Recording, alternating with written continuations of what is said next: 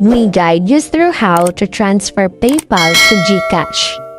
So the first thing you need to do is to make sure your PayPal account is verified and linked to the same email you will use for GCash. Open your GCash app, then tap on Cash In and select PayPal as your source. If this is your first time, you will be asked to link your PayPal account by logging in and allowing permission. Once linked, go to Cash In again, choose PayPal, then enter the amount you want to transfer. Double-check the details, especially the currency and linked email to avoid errors. Tap Confirm and wait for the processing to complete.